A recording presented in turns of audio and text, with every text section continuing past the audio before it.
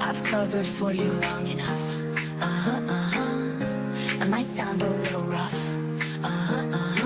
I'm wearing orange now and Keller, you Scott, you did this, Keller. and now Scott.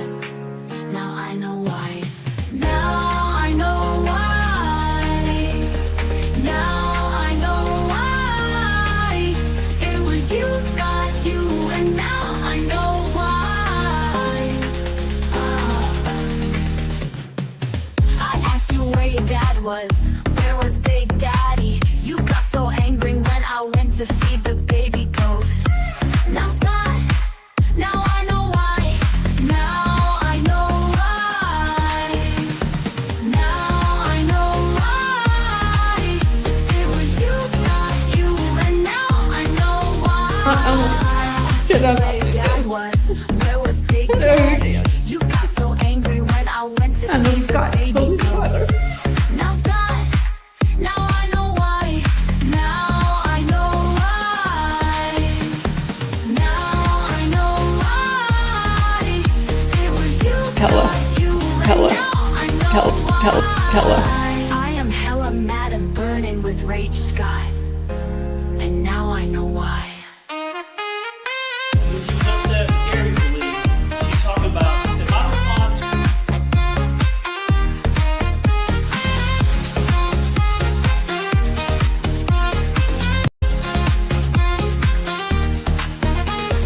I am hella mad and burning with rage, Scott, and now I know why.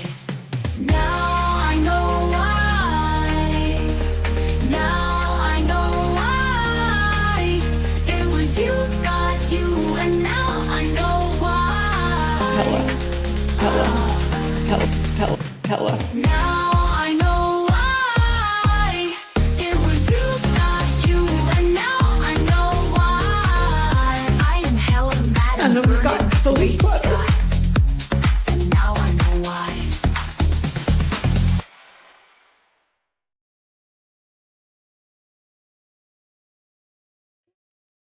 Everybody, excited utterance here. My name's Hella, and this is Seraph. Oh, Seraph, are you okay?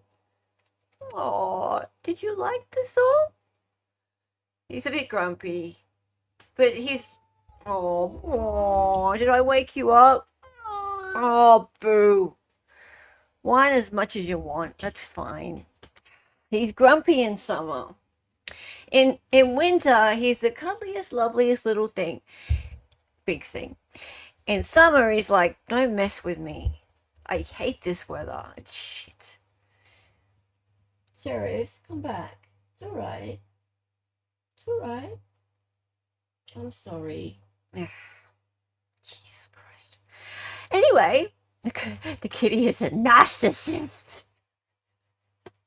He is a narcissist. I think all cats are narcissists. They're born narcissists. How are we all?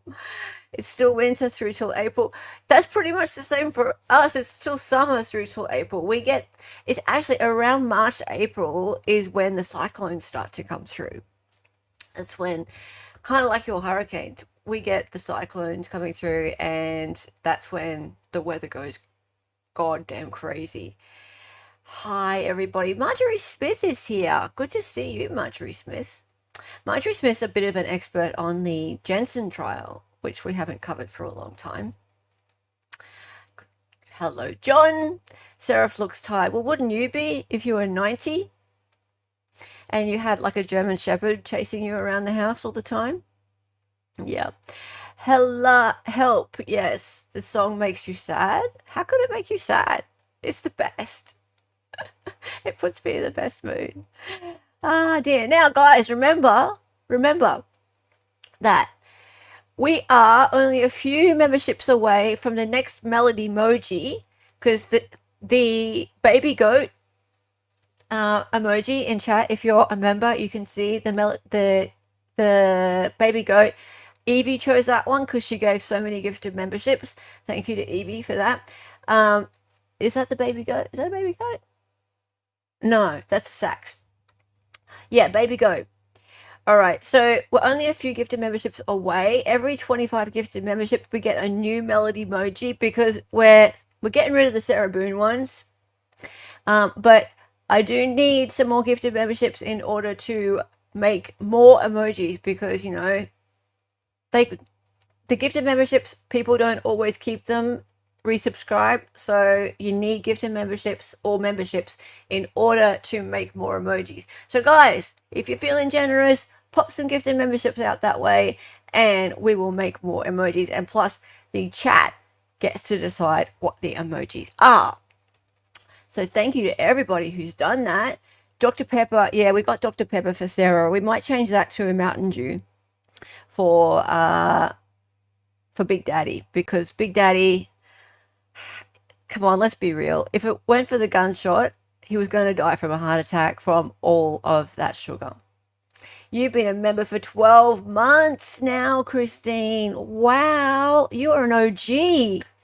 You are an OG, Christine. Thank you. And John, straight out the gate with 5 gifted memberships. Thank you, John. And that means that we are up to our next one. That means I can change, if you guys agree, we can change out the Dr. Pepper immediately for a Mountain Dew, if you think that's a good idea. I hate Dr. Pepper. Ugh. Tastes like medicine. I don't understand you guys drinking that stuff. All that corn syrup and Marlboros. Yeah. Thank you so much for that, John. You're just awesome. Love you much. Love you much. So what do you guys think? Do you think we should change the Dr. Pepper for Mountain Dew? Or a T-bone emoji? That brings me to the next thing we're doing today.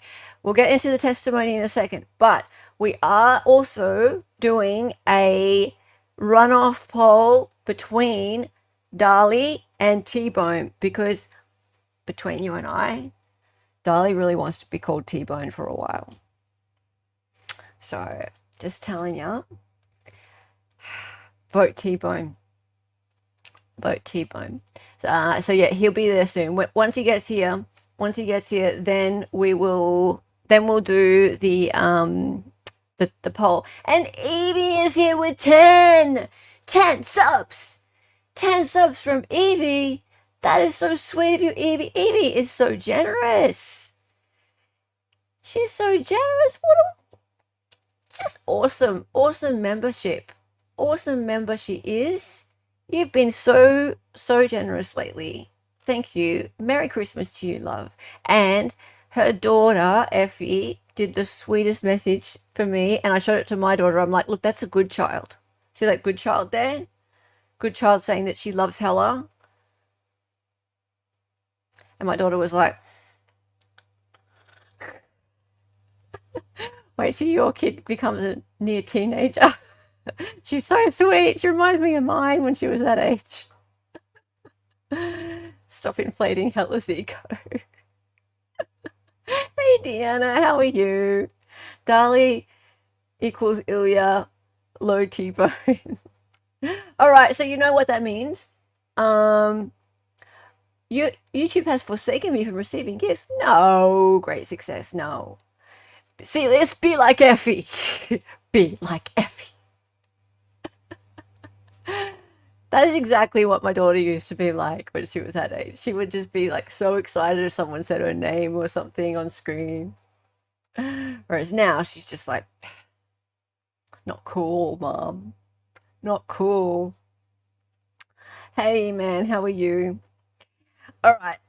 Okay, I'm going to update my banner along the bottom, but I think now we are well and truly into our next 25. And I'll put your names on the bottom, and I'll let you know how many we need for our next Melody emoji. Plus, I'll update the Dr. Pepper into a Mountain Dew whilst we're watching the testimony. So today we're going to blame Chris. Yes, because Chris is on the stand. Okay, so let's get into it, guys. Let's get into it. I've been waiting for a son to get up on the stand. And here he is, everyone. We have Chris. And from what I've watched of Chris, he's a bit of a loser. As in, he's like a child. He's like a child. All right, but I won't give any spoilers away. Chris, guilty. Yes. You could please raise your right hand. You swear or affirm the testimony There he you're about to is. give in the matter now pending before the court will be the truth, the whole He's truth, like an and nothing but overgrown the truth, so help baby. you God. I do. Have a seat. Could you please introduce yourself to the jury? My name is Christopher Now- Wayne Ferris. Chris, how is Christopher it that you know Wayne the defendant in Ferris. this case? She's my mother. Okay. And- Note how the prosecution gets rid of Manlet and gets a lady out now to question him. Right? So now we have a female prosecutor. For the very first time in the whole trial, we have a female prosecutor who is asking the questions on direct.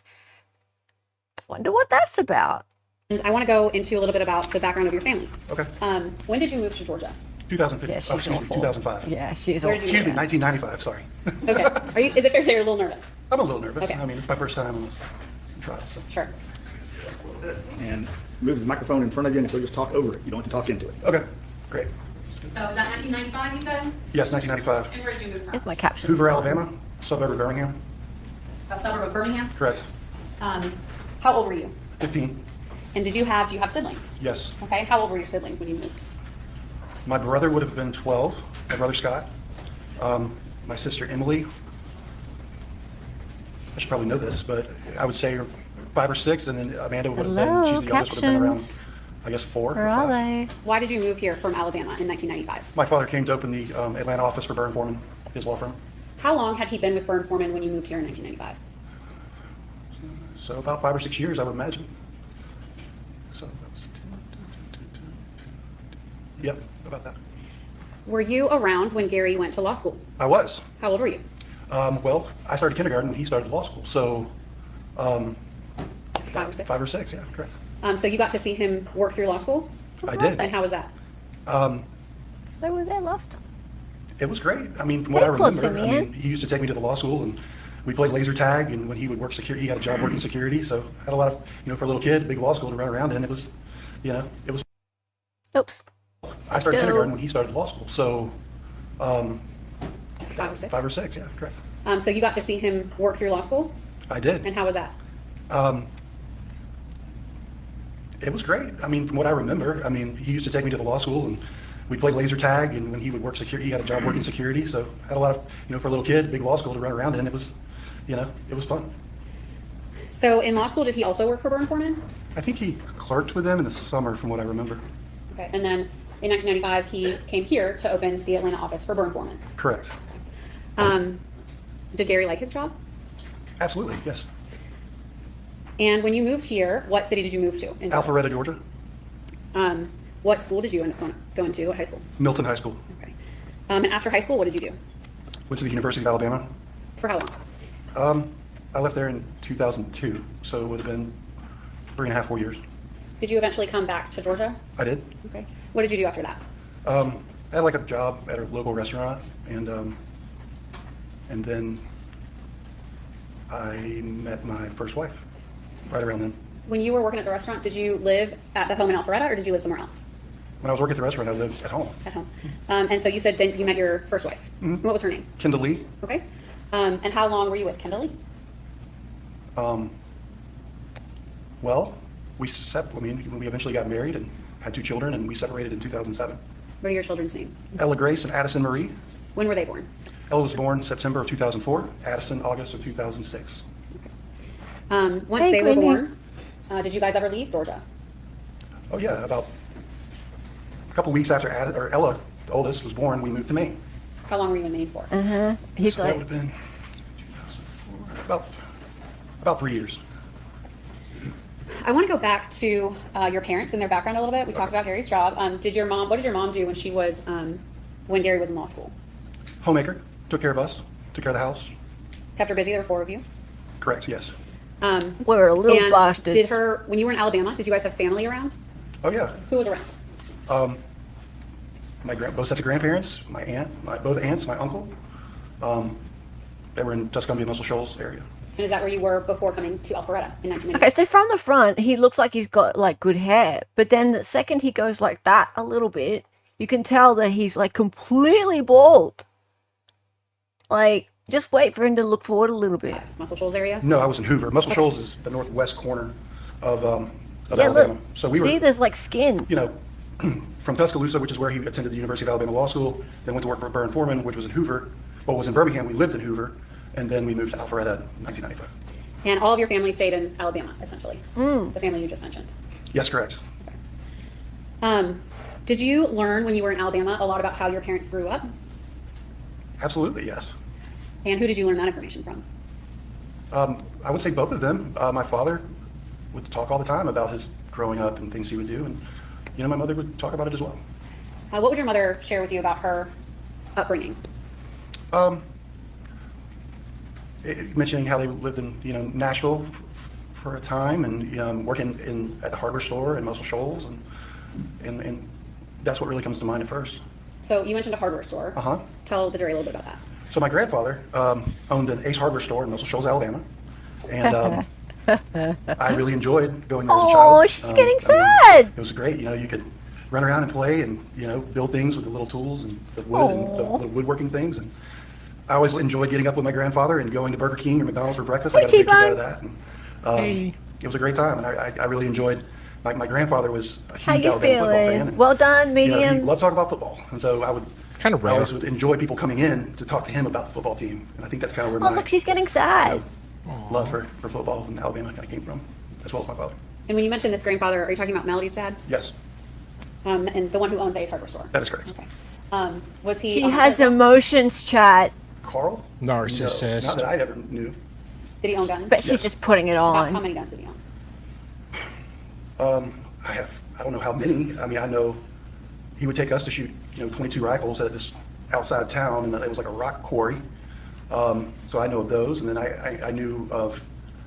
I remember when we would go do that, he would shoot some pistols, but I do not know how many Oh, guns he owned. bad angle. Did Melody grow up Bad, shooting guns? bad angle. What? Wait, And wait. Some pistols. Look.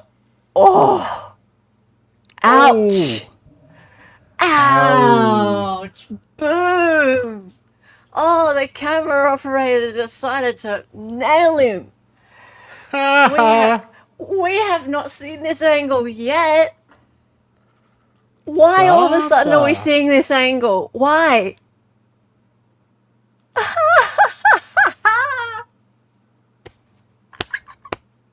This is brilliant. So shit. And now I know why. Oh, dude. Like, it's like the camera operator had something against him. It was like, okay, he looks from the front like he's got hair, everybody, but I have to show you. Nah. Yeah, nah. Sorry, Chris. Suffer. But I Suffer. would not know how many guns he owned. sure. Did Melody grow up shooting guns? I don't know that. And do you know what happened to Carl? eventually? Yeah, I know. Yes, I do. Okay, can you share with the jury?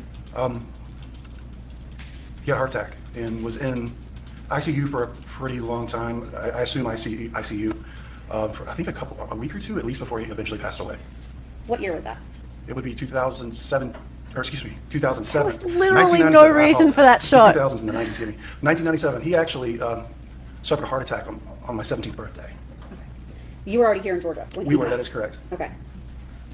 I want to move along a little bit and jump ahead to your parents' marriage. Okay.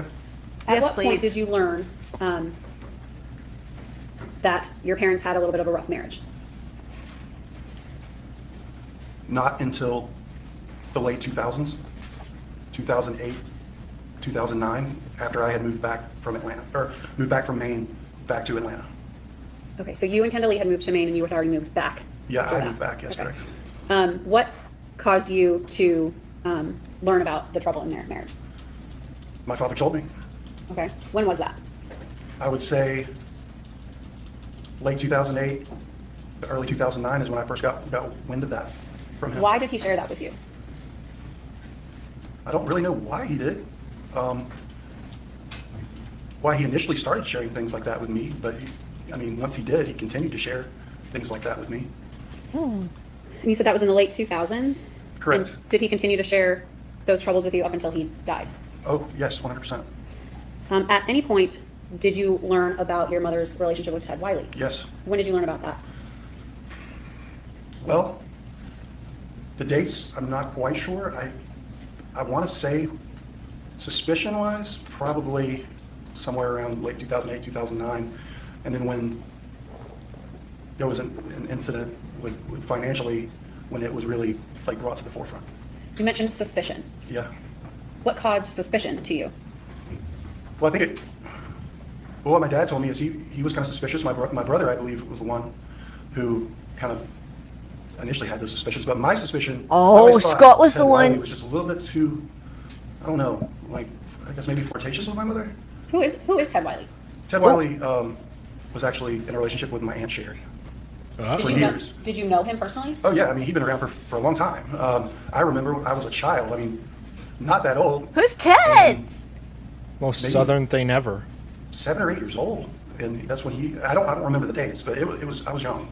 So you knew of Ted Wiley long before any, as you say, suspicions of Ted and your mother. Oh, absolutely, yes. How well did you know him? Would you hang out with him, have conversations with him? Oh, yeah, he was Ted, very friendly. no. It wasn't his real You know, uncle. Christmases, we would always go to Christmas. We at just my, called him Uncle Ted. Grandparents, my mom and papa, which is my father's parents. Every year, Ted would be there, and he'd bring a football, and we'd, throw the football around, and he was always very kind, and he was a funny guy. He was part of the family. Did you see Ted and Melody around each other in the late 2000s? Yes, Did you see them interact with one another? yes, And did anything stand out to you at that time? yes. Tell the jury about that. I had ridden up to Florence, Alabama with my mother. I was actually picking up a vehicle that was my grandmother's, and we stayed at Ted's house, and he was sitting next to my mother. I was laying on the couch. I can't remember if I was still watching TV or if I was kind of in and out of drifting off to sleep. And I remember Ted and my mother sitting next to each other, and I just kind of thought it was just weird and uneasy. But this was early. Oh, Jesus. This was actually November of 2008. So I noticed, I think like, that- yeah, it there was was. some movement underneath the 2008. Afghan. Yeah, I thought it was a little weird. suspicions really began to arise. I don't know. And my mom's arm seemed to be moving, but And how I did don't you know. How were your suspicions confirmed? I was no. living in Buckhead with my ex-wife Jenna, and my father told me, he's like, I need you to come up to Alpharetta tonight and have dinner with Hang me. on. I said, Did he say Buckhead?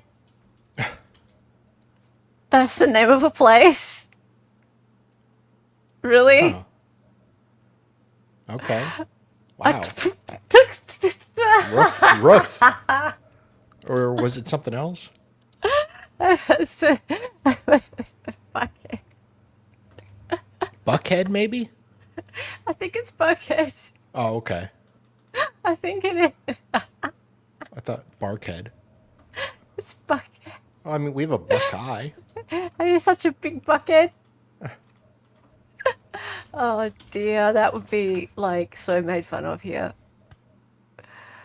Oh my god, you're such a bucket. okay. So meet me at Longhorn, or excuse me, Seriously? Outback Steakhouse, the corner of Jones Bridge, Stage Bridge, and Alpharetta. And he sat me down. He said, Chris, I don't think we're going to be able to have Christmas this year.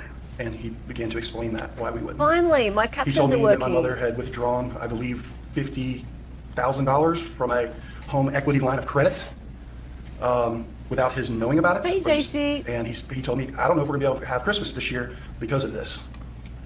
Who was at that dinner? I Well, think there's it in was- I know I was Intercourse, there. I Pennsylvania. think one of my sisters, I think Amanda was there too, but I can't be sure about that. What year was that? Oh, that's a good question. That's a bad answer. It would have either been Christmas, right before Christmas of 2009. If I had to guess, that would be it, but it's been so long, I don't know the exact year. And what happened after that? Between your father and mother? Well, I know he filed for divorce. How do you know about that? Well, I got wind of it because I had stopped at the house in Alpharetta to use the restroom because I had a job where I drove around a lot. And I would stop in to use the restroom and or say hello. It's my parents' house. And I come to the door, and the door's open, and there's my sister's black lab is running around in the front yard, and there's a lady at the front trying to, what I come to find out very soon after that is serving her divorce papers. I called my father, and I said, what's going on? And he said, well, I'm serving your mother with divorce papers. And that's how I found out. And when was that? What year was that? I would say either 2010 or 2011. I would, if I had to say, I would say probably 2010. And where was your mom at the time? She had locked herself in an upstairs bedroom and refused to come out to talk, I guess, to avoid getting served. To avoid At getting any served. point, did your mom leave your dad? You got Clarify served. what leave means? Leave the house for a significant period of time? Yes. Can you tell the jury about that? She would leave and be up in Florence, Alabama for months at a time. Weeks, sometimes months. How did you know where she was going? My father would tell me. Was that around the same time? Your mom's going was it July? hoeing. Yes. Affair. Okay. Is that what prompted your dad to file divorce papers? Yes. Did they end up getting divorced? No. Do you know what happened? She came home.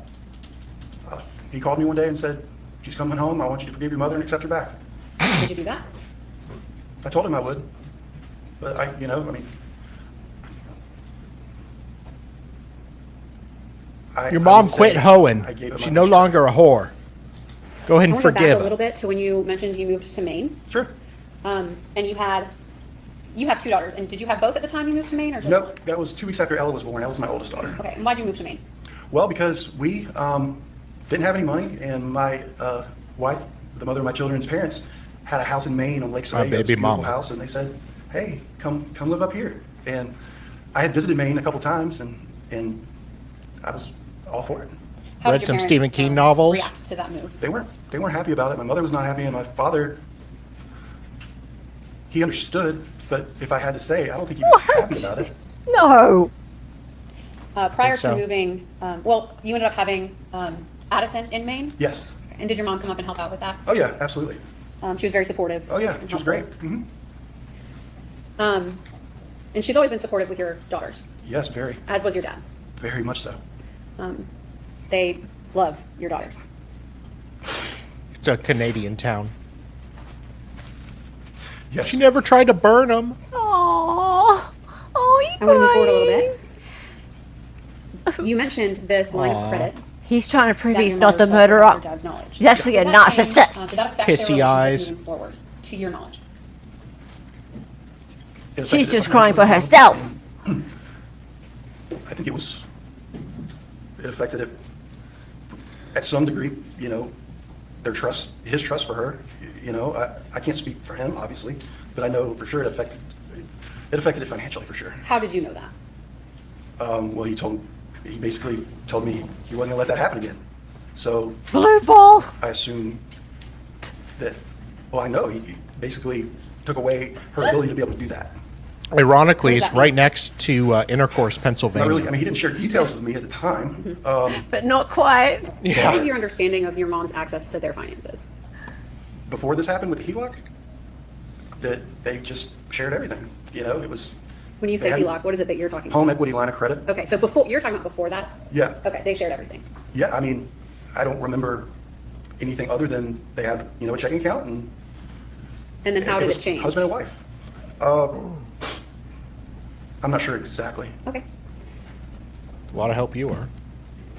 At any point, with your conversations with your dad or just over time, things around the Hey, house, Angela. did you ever learn about who the beneficiary of your dad's investments was? No, When did you learn all that information? I learned it about a year after we lost him. I want to talk about the months leading up to your father's death. Okay. And at any time right before he passed, was he in the hospital? He was. What did you know about that? Can you clarify? What did you know about him being in the hospital? What information did you have about that? I was called by the first initial, I think I got a text message from my brother saying we're taking Daddy to the hospital. Daddy? And then I got some sort of communication from my mother. Big saying Daddy. that he was What in are the you, a hospital. and we 10-year-old were taking him to the girl? hospital. Did you know why? My father would have these, he would call them his spells, okay, where he would be very lethargic, almost, how can I put this? Oh, he got just the very tired, vapors. couldn't stay awake, didn't feel well. He That's needed really the some best way I can sugar describe it. tea. Did you ever witness one of them? I never did, actually, never. Hang on. Oh, Sorry. heavens. Oh, That was I to got- Betsy. How Oh, long I, did you keep I having got this? me the At vapors, least for a few child. years. On and off. I don't know exactly how long though. And so that was your understanding of why he was admitted to the hospital. Correct. When was that? That would be April. Wait, I Evie think says early go April back of, a minute. 2018. Go back.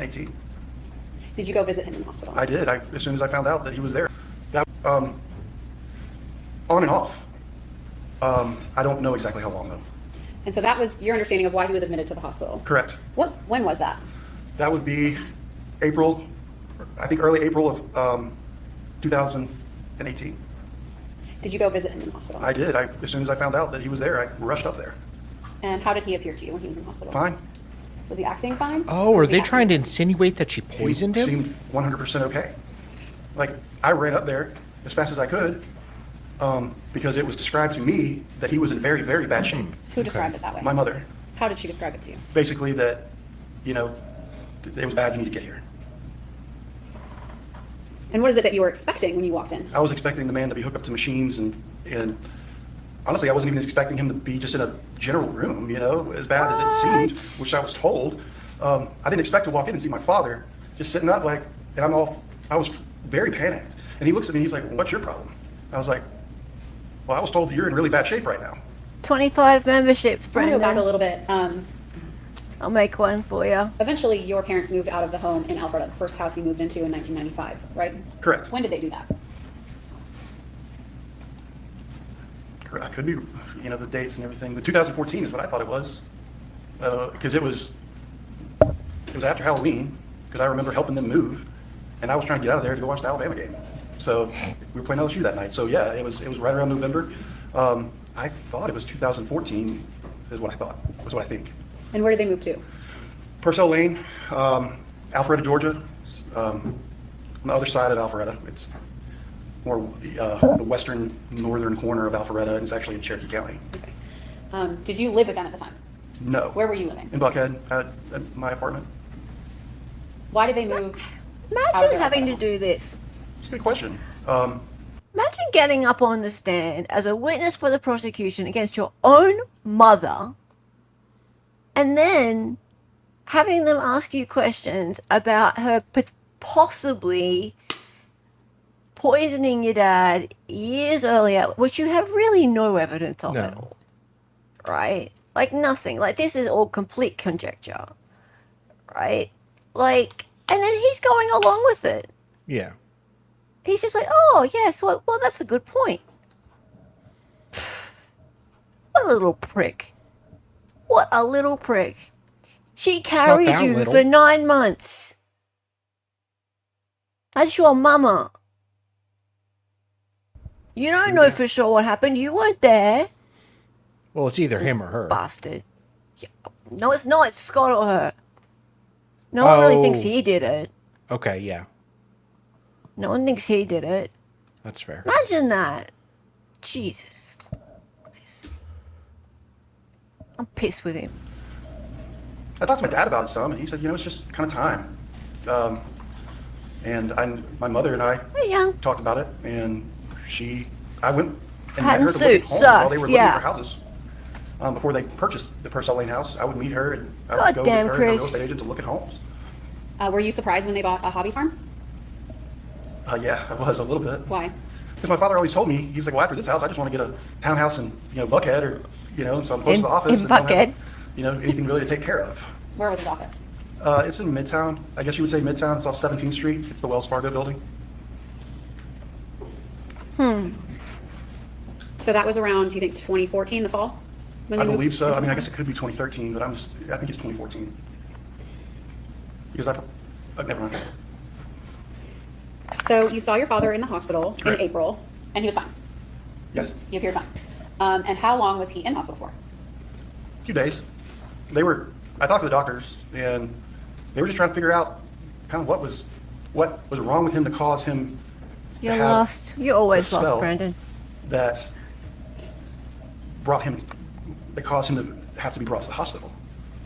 That's They ran some typically tests, what and they had a do stress in test and all that hospitals. While you were talking to your dad in the hospital, did he enlighten you on what he thought was wrong with him? He did. What was that? He said, Chris, I think your mother is trying to poison me. And Oh, what was your Jesus reaction? I said, Christ in heaven. Excuse me. He said, well, it's like, she spent the day screaming at me, and I was watching TV in the theater room, and all of a sudden she brings me down some cookies. And I ate the cookies, and my throat started burning, and then I started feeling bad. And I told him, are you, like what? He's, oh, I'm just probably paranoid or something. Some paraphrasing. I don't remember exactly what he said. But he kind of shrugged it off. No. That's what he said. At that time, did you know the state of your parents' relationship? That's kind of like how No, they didn't like each other very much. Why did you think that? hearsay against the defendant is allowed. Sucks, but This is shit. I mean, same shit happened to Mark Jensen, and they allowed. This is shit. They poison pen letter and Mark Jensen was not allowed in, but all the people Julie said, Talk I to. think, yeah, I think he's going to kill me. I Yeah. think he's going to kill me. Did you know he's going to kill me? If I die, he killed me. Yeah. Yeah, they were allowed to testify. 'cause just they not could be the letter. cross-examined. Yeah. Yeah. But if it was the other way around, if it was hearsay in the defendant's favor, no. Nope. Self-serving. No. Self-serving. Suffer defendant. Suffer defendant. Yeah. That's bullshit, is what that is. That is hugely Yeah. bullshit. Because Yeah. Mark Jensen could have then got all of the poop on the walls testimony in. Why are we talking about that? Why are we talking about the poop on the walls in the Mark Jensen trial? For goodness sake. I thought we finished this a year ago. Well, we're going to bring it up again. Okay. Light and body, you got 'em EU. Thank you for being a member for 2 months. Brendan, that's nice of you. Gifted. Were you gifted? I don't think it was gifted, was he? Oh, that's very nice of you then. Well, yeah. Things are a bit tight for Brandon at the moment. But thank you, though. Appreciate it. Light and body, you idiot. Here's the thing, though, right? Like, so this dude's rambling on a bed in hospital, and he's not the picture of health, right? Like, he drinks. Have you seen how much Mountain Dew this dude drinks? He drinks like 20 cans a day, and he smokes, like he chain smokes, right? And he's also wants to divorce this woman, and he's filed for divorce, right? And he's on a bed in hospital, probably on lots of painkillers and all sorts of stuff, and he rambles this stuff off to this dude, the son. Yeah. And now, years and years later, after probably Scott killed him, he's on the stand recounting it. It's bullshit. But Yeah. of course, like the state loves this. This looks great. I know. looks That's why I think Mark fantastic. Jensen deserves a new trial. And he's going to get it. Mark Jensen Well, did it. He's going to There's been file his different appeal episodes, soon. You know, with he had told me about a gentleman named Rusty Barton. You think Chris told did me- it, Scott? Of course you did, Scott. There's a lot of things why I thought that. He confided in you about their relationship. Somewhat, yes. I think he might have confided in some of the other children more than me. Like who? Emily, Aw. Scott. Suffer, Brandon. Oh God, I agree, Brandon. Don't Did you know spurg out at us. how they lived physically in the home, Don't get felted. in the farm, Of course, yes. and how did they live? My father slept downstairs in a bedroom in the basement. My mother slept in the master bedroom. They still shared a bathroom. My No wonder they had father still problems. showered in the master bathroom. He still had his main closet there, but they slept on different floors. Did your dad sleep with a CPAP machine? Oh, yeah. Did he sleep with it every night, to your knowledge? Yes. I'd like Just one thing on that, Brandon. In Australia, we've had suffer for a long time. We say suffer in your jocks. Here, Well, I know. You live in Australia. Of course you suffer. shut up. It's from a movie, but yeah, we say suffer in your jocks, mate. Suffer in your jocks. So anyway, I agree. Like there's so much of the suffer and cope and what's the other one? Spurg. Oh, Copency I had to or go. spurg. I had to go at Dahlia months Felt. ago about saying spurg every 2 words. Yeah. She spurged out at me. I I said, I'm going to stop streaming with you if you keep saying Spurg all the time. Okay. No. Dolly got Suffering Your filtered. Jocks. Yeah, it's from a movie. It's very good. So Suffering Your Jocks. It's like, I wish diarrhea on you. God Suffer, damn it. mate. Don't Spurg. Stop Spurging, Helen. Shut up. All right, let's keep going. To talk about your dad's birthday weekend before he was murdered, okay? Okay. When is your dad's birthday? June 27th, 1960 was when he was born, so June 27th. Okay. And was that essentially the week before his remains were found? Agree? Absolutely, yes. What did the family do for his birthday? Well, we had a family gathering at the farm. Everybody was there. It was a cookout. We cooked barbecue, and Emily brought her daughter, the new baby, and it was a celebration of his birthday. Were your daughters there? No, they were not there. So when you say everybody here, I have the same material here. Both your parents were there, right? Correct. Okay, and then that's you and your wife at the time, Jenna? Correct. Scott was there. Emily's husband Chris there too? Yes. And they had just had Olivia. Yes. And then Amanda was there? Yes. Was Chad with her? Yes. Was Cameron there? I don't remember that. What did you all do that day, that evening? We ate. I remember Jenna and I took the RTV through the woods, and I actually ran out of gas, so I had to walk back up and get gas for the RTV, because when you took it off road, it would get kind of sideways. Well, if it was on empty, it wouldn't be able to suck the fuel into the engine, so I had to walk all the way through. She wasn't very happy with me at the time, but we walked from RTV back up to the barn to get fuel to put in it so I could drive it back up to the house. Did you have anyone help you with that?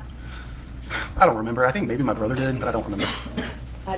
Were you well versed with what to do on the farm and how to work anything on the farm or work at all on the farm? No. Nah. Did you like going to I'm the farm? useless. Why not? Well, I did sometimes, but for the majority of the time, I did not. When they first bought the farm, I didn't really like going because my father would, put me to work, cutting trees down with him and things like that.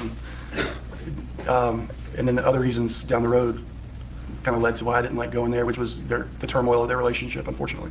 Of what? Of their relationship? Yeah, Did you have turmoil with anyone? with my mother. Okay. When did that start? Better believe She was a me. whore. I don't know. I mean, it's a mother-son relationship. I mean, we, had issues from time to time. But in no, summer of that's Ilya. 2017, it got to its highest Any point of simping, turmoil. that's him. What happened? Well, Only if they're female. her and I got into a little bit of a confrontation. It's weird. Wait. Because she was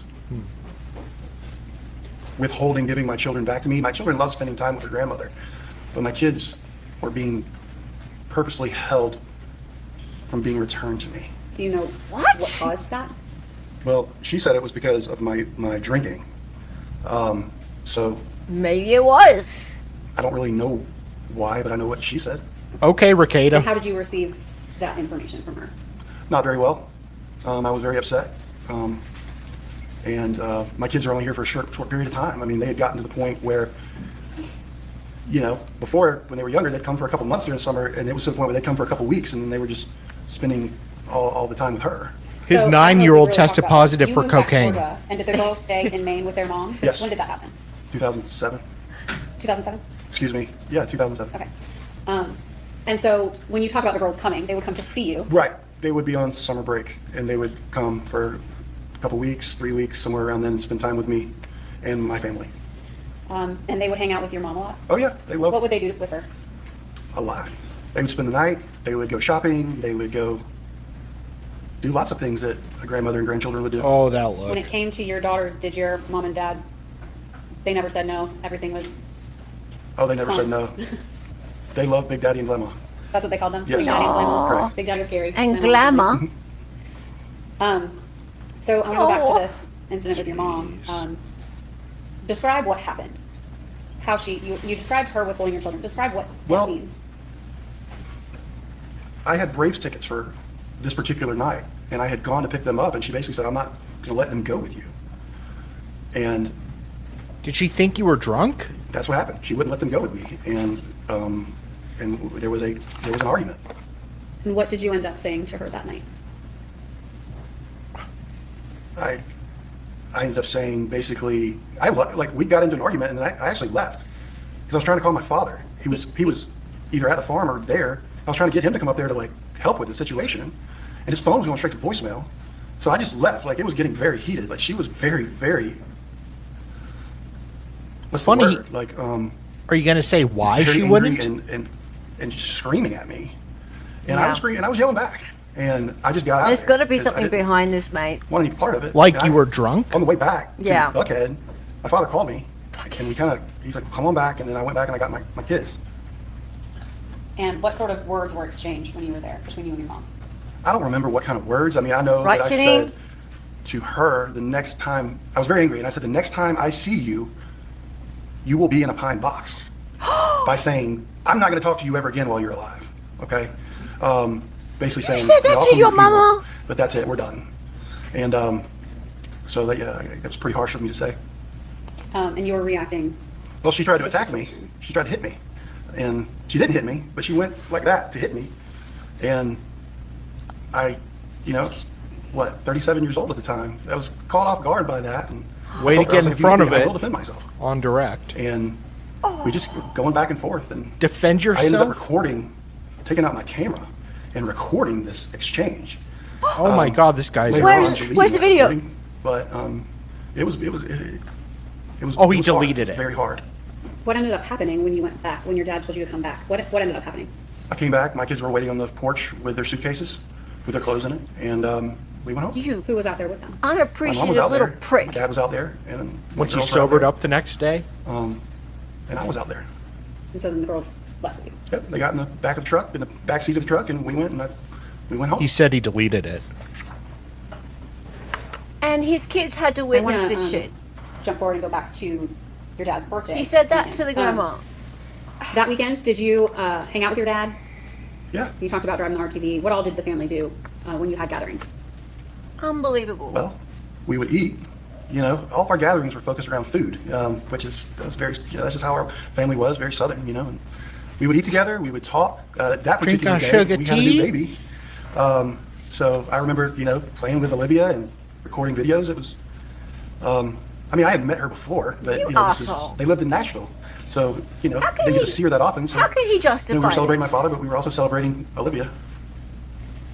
At that point, was your mom at the house? Yes. So had you guys made He's a up? How bad, did that bad man. He's a very, Um, very bad man.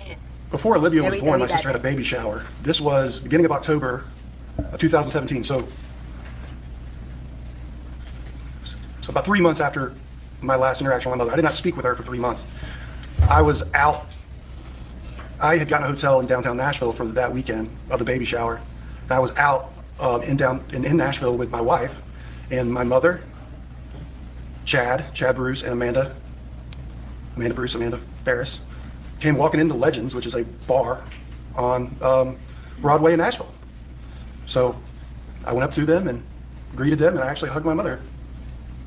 And was there ever a discussion about what happened between the two of you? No. So after that, it was kind of brushed under the rug and you moved forward. Yes. Is that fair to say? At your dad's birthday celebration, did you and your dad plan any trips or talk about taking any vacations? Tell the jury about that.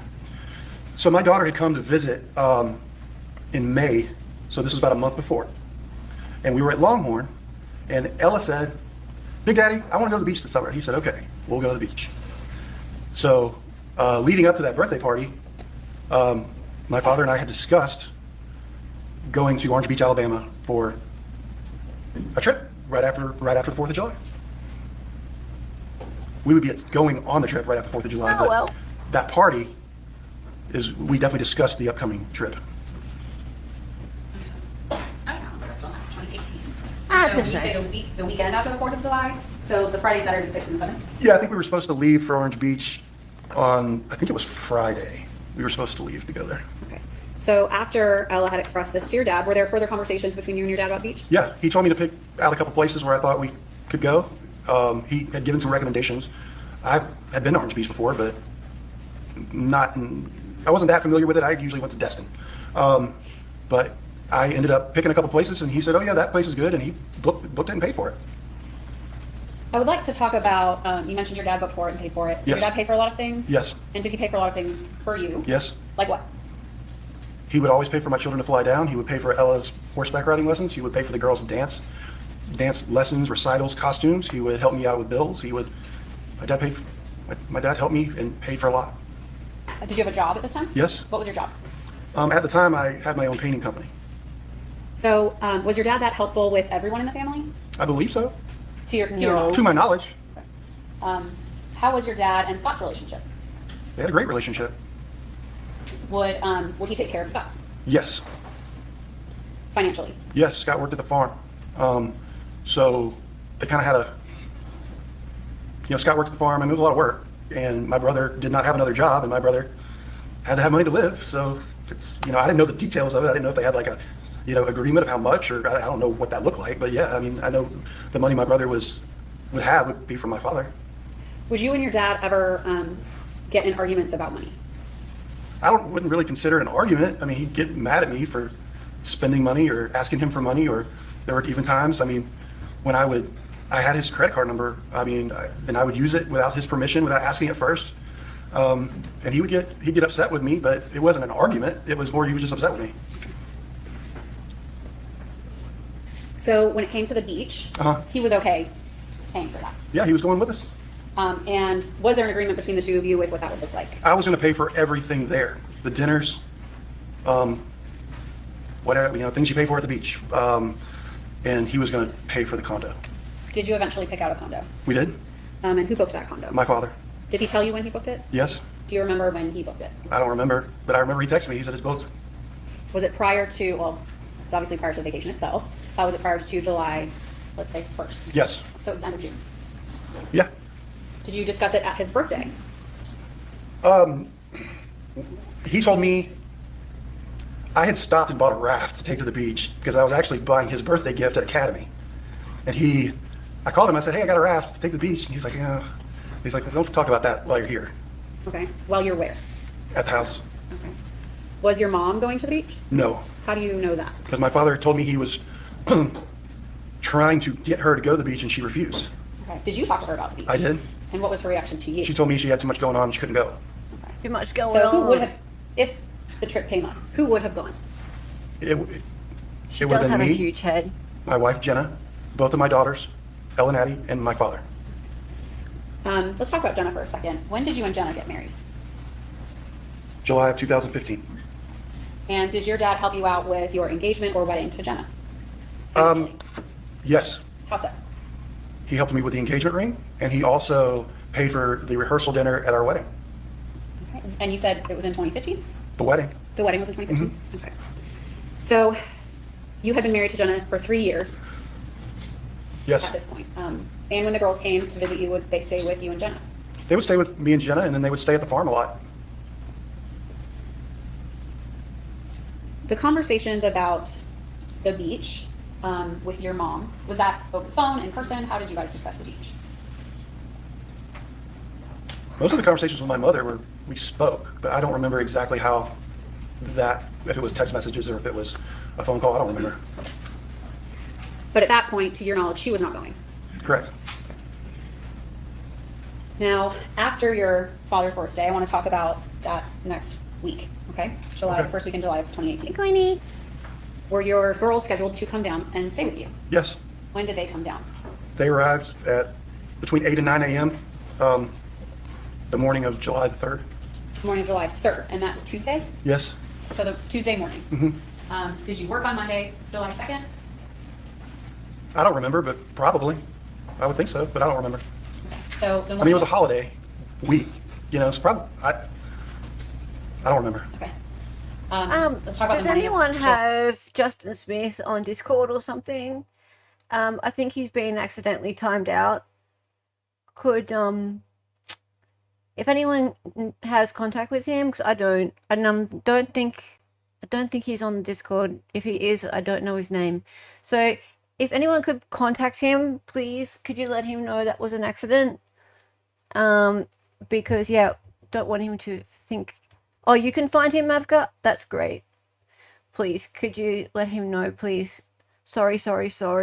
Don't know how long that timeout was.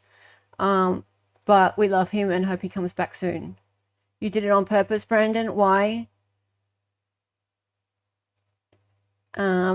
No timeouts, please, Brandon. Thank you. July 3rd, that Tuesday. What did that morning look like to you? What did you do?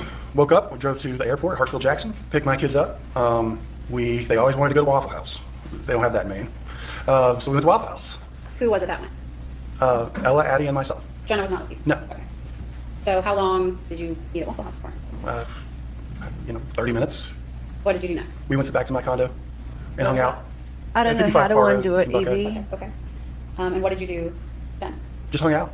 I had a dog at the time. He's They were only very fond of ever Oliver. joking That's my around. dog's name, or was my dog's name. Brandon, he's a We friend. hung out, and they were itching to do what they had what they thought planned, for their trip, which is. And what were their plans? Well, Addie had already arranged with Cameron, which is Chad Bruce's daughter. My sister Amanda at the time, would eventually become, I guess when they got married, her stepdaughter.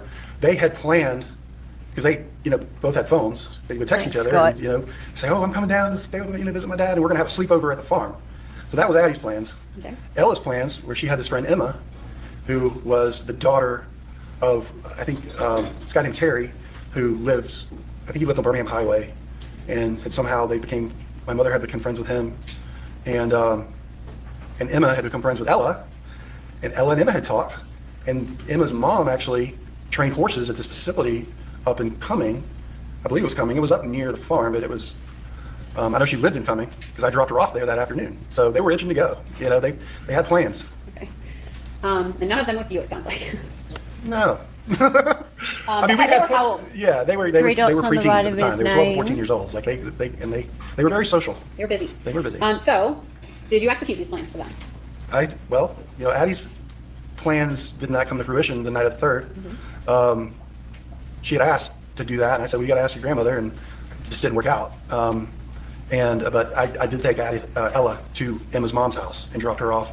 She went to have a sleepover. They were actually going to sleep over at this horse training facility. And I Okay, think they had thank like you, Mocha. a pool or a pond they swam in, and she was all excited about it. So we actually stopped at Target on the way up there so she could buy a new bathing suit.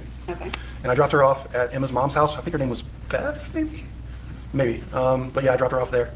What time was that? I'd say if I had to put a number on it, between 4 and 4:30 p.m. On the 3rd. Correct. Okay. After you dropped Ella off at Emma's on the 3rd, where did you go next? Well, I called my father and I said, hey, do you want to meet us for dinner? Because I hadn't talked to him that day. And he said, I'm working. I said, oh, cool. I was like, well, let's meet up. And he's like, no. I'm at the farm. I'm just working. I said, okay. Well, I was like, I just dropped Ella off. We're going to come by and come see you. He had recently seen Ella because she was down in May, but he hadn't seen Addison since Christmas time. So, we were up there. Might as well stop by. So you ended up stopping by the farm? I did. And about what time did you get there? About 5 o'clock. How long did you stay? Between 20 to 30 minutes. What did you do when you were there? We pulled in. My father was in the driveway, sitting on the RTV. I parked my truck, went up to him, and Addie went to get. I just never forget it. This is the last time I saw my father. He said, "Oh, just let me give you a kiss because I'm too sweaty right now for you to hug me." And then at some point my mother walked out, and we went up to the barn because I think they had some baby ducks that had been born recently or something like that, and Maybe baby goat? I think there might have been a baby goat. I just remember the baby ducks as being the draw that day, but I think there was a baby goat too, maybe. Okay. There's always babies of some sort. There were a lot of animals. Baby animals. So you and Addie walked the property, went to the barn. Who was with you? Was your dad and mom with you? Yes, we actually went from the main house up to the barn, and then we walked down to the pond to see the baby ducks, and my mother walked down there with us. Who all went to the barn? All To the four of you? barn? Yeah. when All you four walked- of us went to the barn. How did you get to the barn? I drove my truck up there. Okay. How did your dad get to the barn? He rode the RTV. How did your mom get to the barn? I think she walked, but I don't remember. And was Addison with you, or with your dad, or with your mom? Addison was with me, I think. She might have walked with my mom. I haven't thought about that in a long time. So your dad was on the RTV. Yeah. Was he on the RTV often when you were at the farm? All the time. Do you know where he would keep the RTV? Different places. Sometimes it would be at the barn. Sometimes it would be parked in the driveway. Sometimes it would be parked in the garage at the house. But he had it often. Very much so. Do you remember if there was anything on the RTV this day? Yeah. I remember seeing like dead boxwoods, I think what they were, that he had pulled up and put them in the back because we had a conversation about it. What was he planning to do with those boxwoods? He told me he was getting ready to burn the burn pile the following day on July 4th. He told you he would burn it on. Told me he was going to burn it on July 4th. Did you see the burn pile? I saw the burn pile the weekend before the birthday party when I was driving the RTV through the woods. How large was it? It was big. I remember What Jen. is big? Burn pile. Big means probably as tall as I am, and I'm 6'4". The biggest Big Daddy. I was on a. I remember Jenna saying like, "Wow, like, this thing's huge," and that's what I remember. Did your dad burn often? Do you know? I don't know how often. I mean, I didn't spend a lot of time out there. The only time I saw him burn anything was after it was like a Christmas Eve, and we had the family there, and he had taken a bunch of pallets and some wood and things, and we actually had like a bonfire like on Christmas Eve. It was actually a very, very nice evening. But that's all I know he would burn things, but as far as me knowing or seeing him do it, that was the only time. Would he burn at your old house in Alpharetta? Did you have the property? And Yeah, he would. you laughed a little bit there. So is there? Well, so I laugh because so my grandfather, my father's dad, every year on Christmas there'd be all this wrapping paper, okay, and every year my grandfather would take all that wrapping paper out there and burn it in his little leaf burning pile. And I always thought it was funny, and so I don't know. I always think about that, and like my father almost would talk about, oh yeah, I'm gonna burn this burn pile, and he was actually I think burning leaves at that house behind the fence. And so you're talking about a suburb house. I mean, this is like living in a neighborhood, not a farm. And he had actually started burning some leaves back behind the fence, and I guess didn't put it out all the way. And I woke up, I was staying with him that night. I might have been living there at the time, I don't really remember. And I wake up and there's the back of the woods is on fire behind their house. And what happened? The fire department came.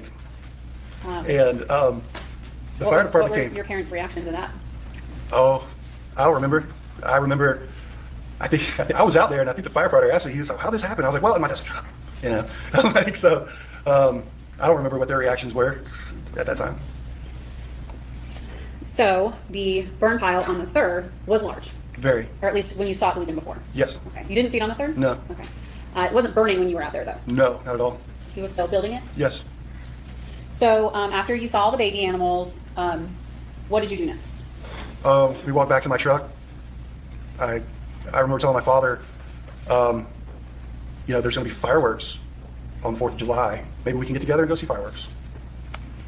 And then I got the next day. which would have been the 4th was the next day. And then I got in the car in my truck with Addison, and we went back because she wanted to go get dinner. Did you drive back to Buckhead at that I did. point? What did you do after that? We went and got poke bowls, which is like sushi in a bowl. Addie loves poke bowls. We went and got that, and then we went to this new ice cream place, and Jenna went with us to that. To both places? I know she went to the poke place. I don't remember if she went to the ice cream place. I think she did. I don't remember. So after you got poke and ice cream, what did you do?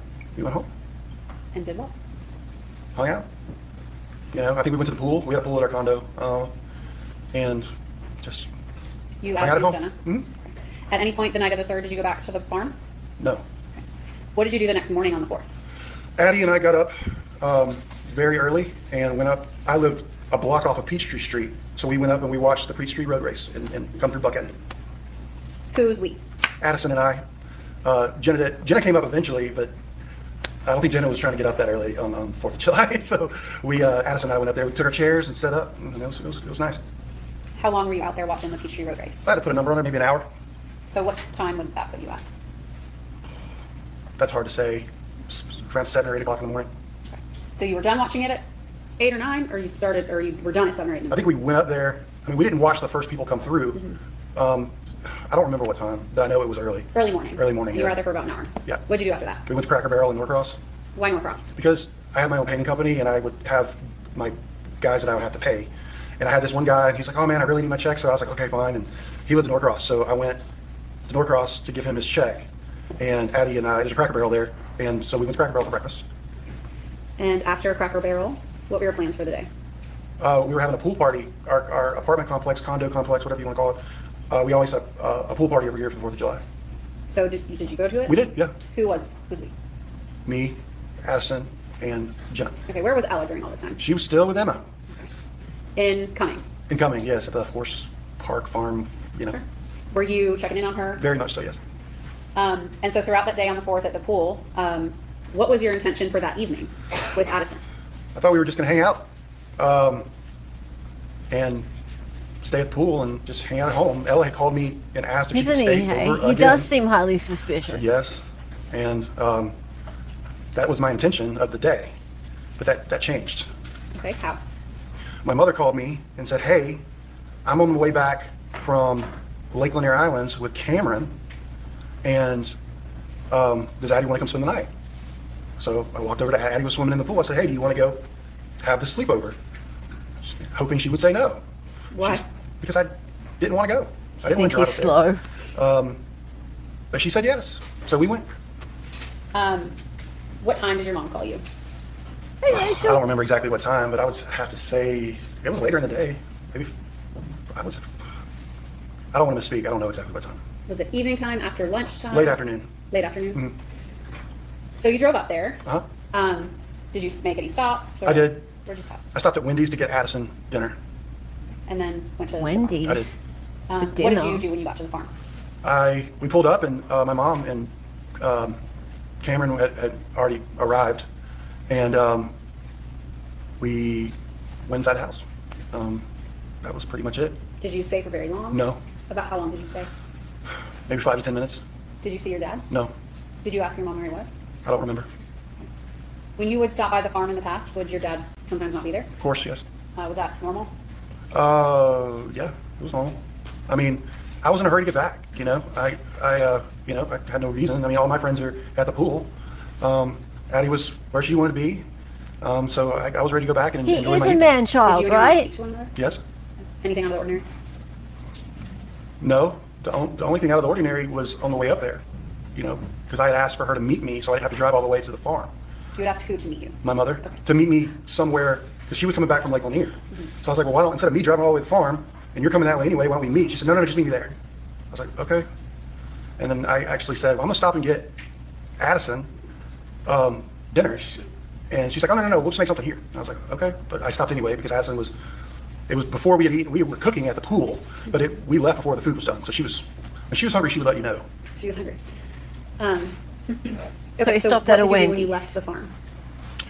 I went to the gas station, and then I stopped by Kroger in Buckhead, border of Buckhead, Sandy Springs, and I bought fireworks because we always shut off fireworks on the 4th of July at our apartment complex. Move your giant And head. Where did you go after that? I went home to the pool. Did you talk to Addison again that evening? On the way back from the farm, Addison called me, and she's like, we can't find Big Daddy. And I was like, well, he's got to be there somewhere. Go look for him. And I called him, and his phone went straight to voicemail. And I didn't really think anything of it because his phone went to voicemail a lot. And I just said, well, he's there somewhere, you know, go find him, you know. And we had that phone call, and I think, of course, I texted her that night or called her that night to check on, make sure she was okay, that kind of thing. But she was, from what I remember, was fine. Nothing alarming from her at the time. Did you ever communicate with your mom that evening? No. Is that typical? Yes, very typical. Even when your kids are over there? Mm-hmm. You mainly communicate with your kids. Directly, yes. So the night of the 4th, did you stay in Buckhead? Yes. Did you ever go back to the farm the night of the 4th? No, not at all. When was the next time you went to the farm? July 5th, I think I left my apartment around 11:30 in the morning to go pick up Addison. Did you talk to Addison before you left? I don't remember. So Did you try Addison to was call at the your dad? farm on the Yes. 5th. And what happened? Went straight to voicemail. Did you talk to your mom? That's interesting. You just decided to go up there. I talked to my sister, Which sister? Amanda. Okay, and what was that conversation? She said Daddy's missing. That was before you left? I don't remember. I think it was actually after I left. I mean, I don't remember there being a phone call or a text message or anything like that to say, okay, I'm coming to get you now or anything like that. I knew where she was. I was going to go get her. And I can't remember if the conversation with Amanda was at my apartment or it was on the way. I remember us talking a lot on the way. Who's but us talking? Amanda. And you talking? Yes. About? Okay. About what?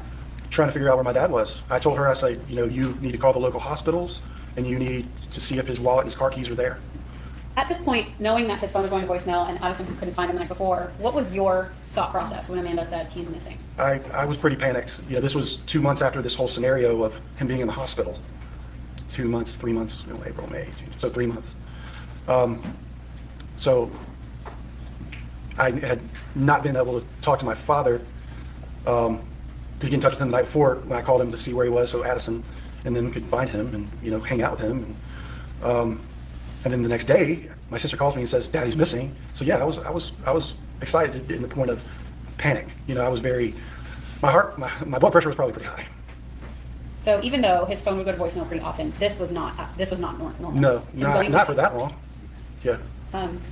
How long did you know that nobody had gotten in touch with him? Well, I know that I had tried to call him the night before, on the way back from the farm to Buckhead.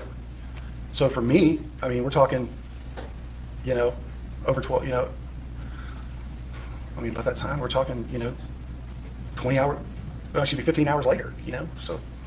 And you didn't see him on the 4th at all? No. Okay. Did the family have any group messages happening? Like text message groups? Okay, I've got a question, right? So Addison was there. Okay, so Addison, I can't quite work out how old Addison was at the time. If anyone in chat knows better, like how old Addison was. But the grandma, Melody, she was taking care of Addison. So she's in Melody's care, right? So Addison's there overnight on the night of the 4th. So 4th of July night. And that's the night that he goes missing, right? So on the 5th, on the day of the 5th, that's the day that Chris is like, gets this phone call, Daddy's gone missing. What year was this? 2018. So what I'm interested in is how could Melody be either unaliving or tending to the fire or something like that while she's also taking care of her granddaughter? Right? So the granddaughter's on the property. She's there. So how is the granddaughter not getting in the way of her evil plans? Yeah? Yeah.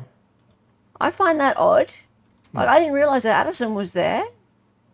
According to the state fire inspector, the fire didn't start until 1 p.m. on the 4th. Right.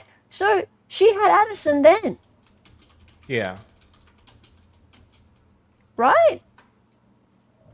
So even if Addison didn't arrive till a little bit later and the fire was already started, it's clear that someone needed to attend to this fire, right? Okay. So yet again, we have another 9-year-old girl doing sketchy shit. Yeah. So the granddaughter must have been in on it. I bet she even sold cocaine and did all kinds of shady stuff. All sorts of stuff. This is an epidemic of 9-year-old girls just... This is ridiculous. Like, how could she have the granddaughter there that whole night when Big Daddy's burning on the burn pile and not smelling see delicious? anything? Did she take a nibble? It's the 4th of July. 2 girls were there. So was it Addison and Ella? Was the other one that was there too? How could she be looking after her grandchildren and carrying out this murderous plot? Yeah. This makes no sense. But you know who was there and didn't have to didn't have to look after the grandchildren? Scott. Doesn't take too much to work out who was there, right? I bet this 9-year-old went around the neighborhood asking, "Hi, did you see my dad? Did you see my mom? My dad? My big daddy?" My big daddy. And they didn't hear the shots either. Yeah. Like, And why didn't the neighbors of Chandler Halderson hear the shots? And didn't witness her, like, getting this dude down the hill. Right? Oh, what's Granny doing? Oh, What's she Grandma firing doing up the out there? Bobcat for some reason? Yeah, what shit's she doing down there? Oh, Granny, she's always hauling big things to the burn pile. Don't worry about her. It was Zanny the nanny. Yeah, we'll just play with our Nintendo Switch. It's fine. Not to worry. Chandler This is- Halderson did it. It's ridiculous. In a separate wing of the estate? Well, they'd have to be, right? Like, they'd have to be paying zero attention to their grandma and her actions and to the whiff of roast, right, the entire time. Succulent father meal. Yeah. And also not pay any attention to the fact that Big Daddy's just nowhere. I'm just enjoying a Papa Bear meal. What are we having for dinner, Granny? Don't Pork. you touch my penis. The succulent Chinese meal? Oh, God, that was really inappropriate. What? We're talking about our granddad here.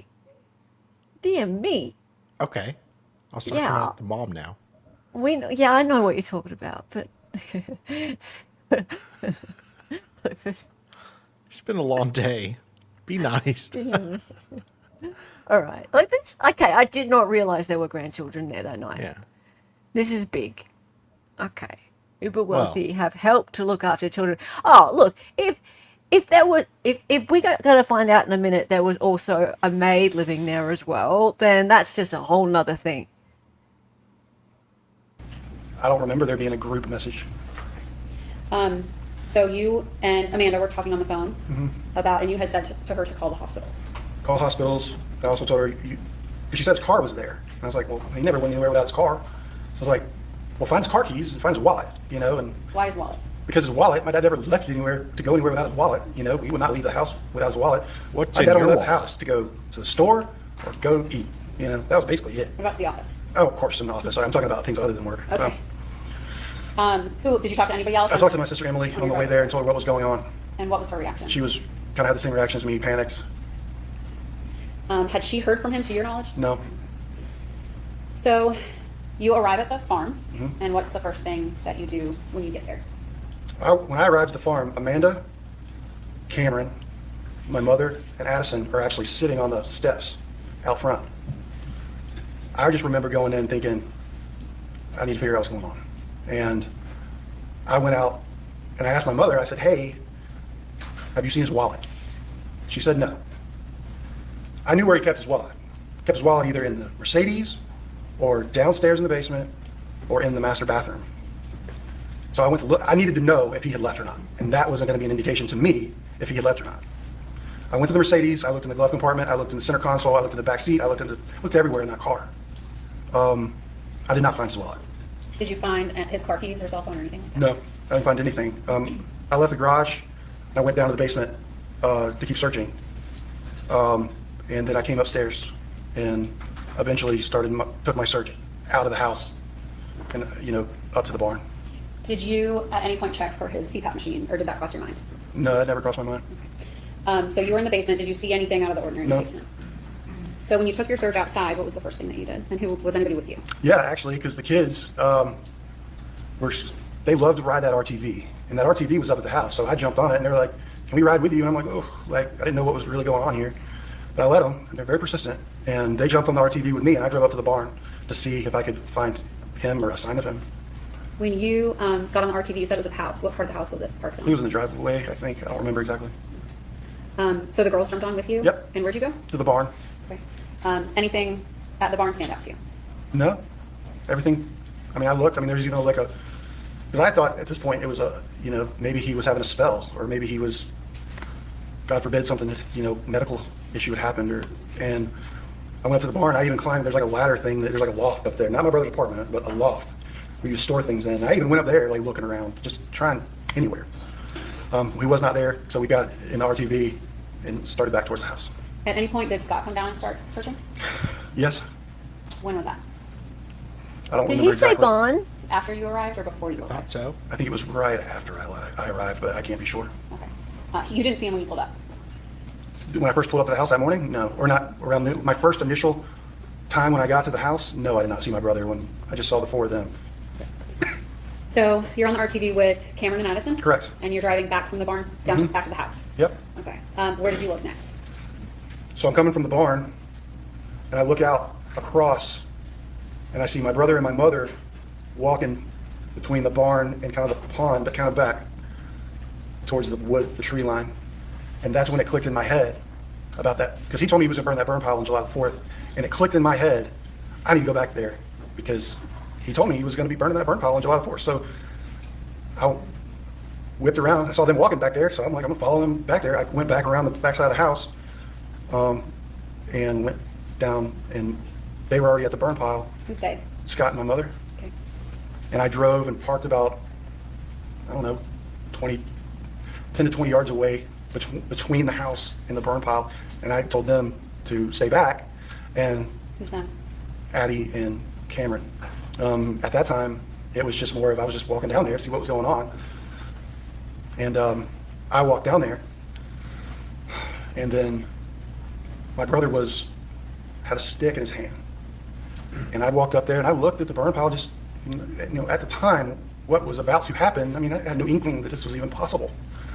And my brother, this is really hard for me to talk about. Oh. Poor thing.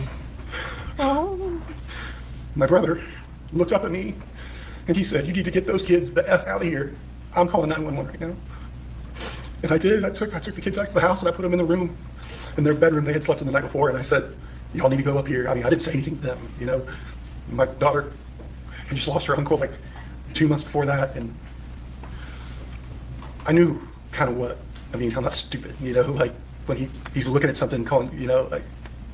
So my instinct was get my children, get my child back up and away from whatever's going on right here. And that's what I did. I put them in the bedroom. I said, "I'll be back." And I went downstairs. After I went downstairs, it's like the adrenaline was going like crazy. My brother said something to me like, "I think there's human remains on the burn pile." And so I got RTV. I had to go back down there. I went back down to the burn pile and I took a close look at the burn pile. I was going to say I took a nibble. And I looked and I was like, wow. And then I saw what looked to me to be like a hand, like bones of a hand, like that. And that's when I just, I think I went in shock. And I went back up to the house and waited for the authorities to arrive. The paramedics, I guess, is who arrived first. But I sat on the back of my truck, really couldn't even talk.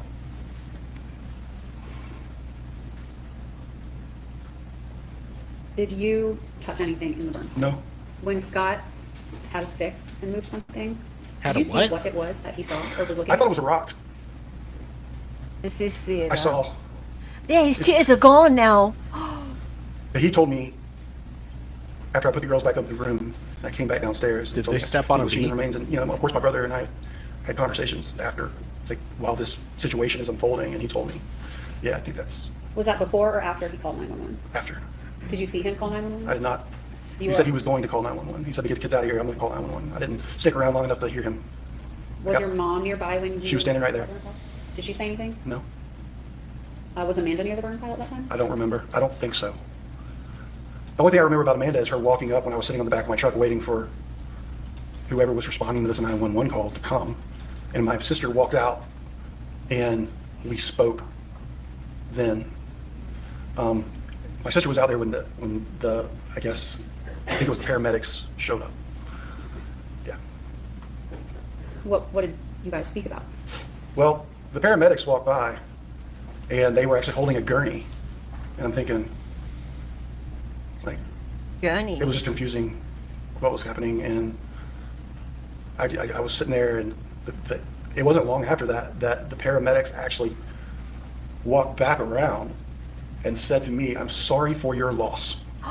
And that's when it really kicked in. And that's when Amanda and I just basically started this conversation about, oh my God. I mean, it's common sense. Your father's missing. My brother's saying he thinks there's human remains. Paramedics are showing up. So, I'm sorry for your loss. saying, I'm Hang sorry for on. your loss. And that's, Why would they say that? Like, they don't know for sure it's Big Daddy. That's a bit premature. I'm sorry for your loss. Can they recognize him? Like, what? Maybe they knew. Maybe Scott Or told them. assumed. Yeah. Scott's like, yeah, that's my dad. Yeah. Scott, I'd recognize that charred sack of meat anywhere. That bag of bones. Oh, that's my old dad. well, he was looking back at him. Yeah. Oh, that's totally my dad's femur. I'd recognize that anywhere. Dem bone, dem bone, dem bone. Shin bone connected to his leg bone connected to the thigh bone connected to the hip bone. Well, I mean, yeah, it's okay. It's not a big stretch when Big Daddy is missing and they are burned bones on the burn pile. Maybe not, but still, I mean, it's a bit final to say I'm sorry for your loss when there's legit only little scraps of a person on the burn pile just to assume it's the dad. Was the And be fire like, I'm sorry or for was your the paramedic loss. like flossing at the same time? He faked his own death and went to Europe. Well, I mean, it's happened. Yeah. Would an EMT really say that? Yeah, I find that just a bit premature, that's all. Where's the T-bone connected? Unfortunately, I can see that being said. There's a missing person and the first responders find human remains. Can you imagine being the first responders? What else do you say? Nothing. You stay out of it. Just go, bye now. Have a nice day. I got this random person that was found on your property. And I know that you have your father missing, but we don't know who this sack of bones are, so Okay, bye now. Okay, thanks, bye. When it really just kind of, I was just overwhelmed. Like, it was awful. I don't really remember what my sister and I talked about. I remember her kind of saying Yeah, things you like, know. "Oh, we put him through so much, and we weren't the best kids, and this, that, and other." And I remember thinking, like, "What are you talking about?" It was very strange to me at the time. But people, I was the sometimes people best say things kid. when they're put in that situation. I didn't really think anything of it, you know. I just thought that was kind of weird, but Gotcha. everything. Really, a lot of things after that are blurred to me. You know, I've done a lot of PTSD therapy because of this that day, and what I've discussed in a lot of that therapy is they think that I pretty much ran the You shot. should have done the awkward walk by, right, Queenie? I think we're gonna take a short break. All right. Let's take 10. my father really ignited a spark in my heart. Y'all don't go anywhere yet. Well, y'all go. I'll go down. You can sit down. And he said, "This party is lit." It's lit, baby. Boy, that joke. Alrighty. That joke just combusted. It just decomposed. All right, we'll come back to this next time. This was very interesting. Yeah. Very interesting. Now, I don't want to do the poll without Justin here. I think Justin would like to be Yes. part of the poll. Okay. Now, tomorrow we're taking a break from this, and I want to do a reaction video to the ridiculous press conference that happened in Delphi a couple of days ago after the sentencing of Richard Allen. And my God, I don't know if you guys have watched it at all. If you have, no spoilers, other than to say it was just surreal. Absolutely surreal, the things that were said in that press conference. My God. Just a whole lot of cope. A whole lot of cope. Yeah, you haven't seen the Delphi press yet? Oh, wow. That was a bad press conference. It was so stupid. Good. Yeah, don't watch it. We'll watch it tomorrow. Who the hell's Richard Allen? Richard Allen has been sentenced to 130 years for unaliving 2 little girls in Indiana. This man is not guilty as fuck. He is absolutely, factually innocent. No question, and I ain't kidding about this one. This isn't me playing games.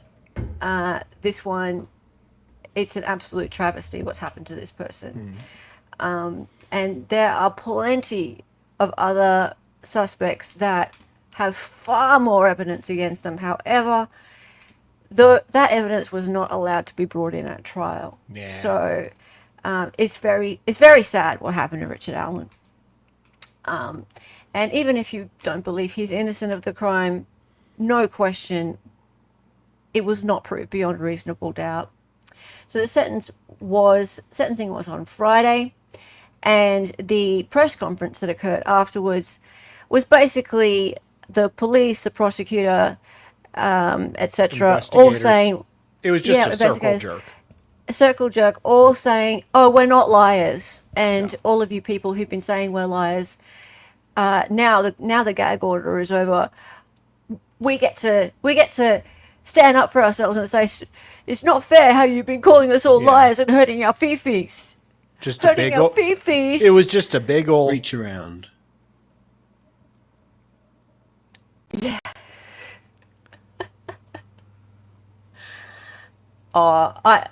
In terms of living to the point of Yeah. making it to the appellate court, yes, because the man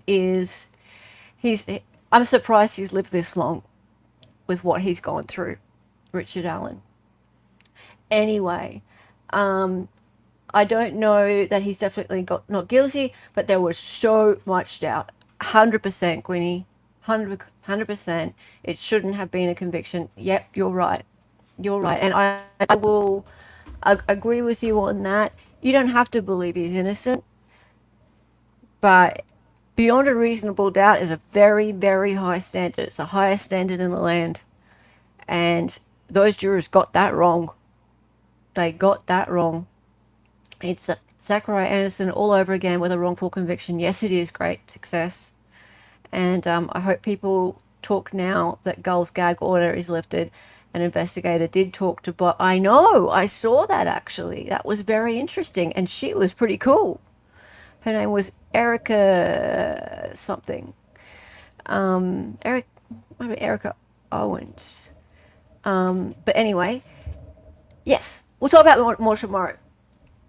So yeah, just take a little sidestep and do that for a bit, because I like to keep things interesting here, and run different things every now and again. Even though this trial here is getting pretty interesting too. Yeah. Yes, Erica Morse, right? Erica Morse. Yeah, she did have tons to say. I saw. Also saw that Hidden True Crime got very cozy with the family of Libby, and reported that the Libby's sister gave her victim impact statement to Gray Hughes because he's been such a help all these years. Isn't that nice? Isn't that nice? Yeah. So we may play a little bit of that, just a little. We don't want to get copyright struck though, because those people might not like us very much. Yeah. She gave her victim impact statement to Gray Hughes to read out. Jesus. Not kidding. Wow. That says a lot, doesn't it? Okay. Yes, we'll do that tomorrow, same time, so 6 p.m. Eastern. What are you doing tomorrow, Mr. Ilya T-Bone Satchel? I don't know yet. I'm probably not going to stream tomorrow. Okay. I'm going to stay late at work if I need to finish up, so I don't have to go in Christmas Eve. Yeah, so today is the 23rd here. It's only 2 days till Chrissy. Yep. Yeah. So tomorrow, my time is the 24th. It's Christmas Eve tomorrow. Shit. Oh, damn. Yeah. Yeah, that's when I what normally time? buy presents. What time are you tomorrow? So tomorrow, it'll be 9 a.m. my time. Where are you at, Gwynnie? Are you in Australia? So it's 9 a.m. Australian Eastern Standard Time in Queensland, because I'm not on daylight saving time because Queensland is behind. So anyway, yeah, it means that tomorrow is Christmas Eve. For me, it'll be probably my last day streaming for a couple of days. Not too long though, because I'm working on an end of year hearsay for days with some sort of look backs on the best things for the year. 36 hours till Christmas. Goodness me. Oh, you're in Tassie. I didn't know you were Aussie, Gwynny. Oh, that's cool. Sweet. Oh, do you know I'm bronzed? I'm bronzed. Laura is in Tassie as well. That's so cool. Sweet. All right. So yeah, 8 a.m. for you. Sorry. No, 10 a.m. for you. 10 a.m. for you, Gwynny. All right, cool. All right, that's all then. See you guys tomorrow for the Delphi stream. 6 p.m. Eastern. Lovely. Hella, I'm going to play 6 White Boomers for my mother. Oh, that's so cute. Tassie isn't that small. Ah, look, we all know each other around here, don't we? If it weren't for Torres Strait, then I'd know you. You'd be just down the street. Anyway, time for the song. Time for the song. Time for the song. Reach Time around. for the song. Reach around. Hang on. Nature of Before my that. mind. Not intentional. Wrong one. Her name was Ella. She was an Aussie. She was a fake lawyer from the future. She got on YouTube and made some live streams. The co-host is Dolly and she dances sometimes. The words are always so Oh, yeah. Looks so white. because she's an 803. Lord, I mean, Excited utterance. why am I so white? Because you are. Well, I am, but I'm a vampire. Okay? Ah ha ha ha ha. I want to suck your blood. But not in the Hillary Clinton sort of way. No adrenochrome.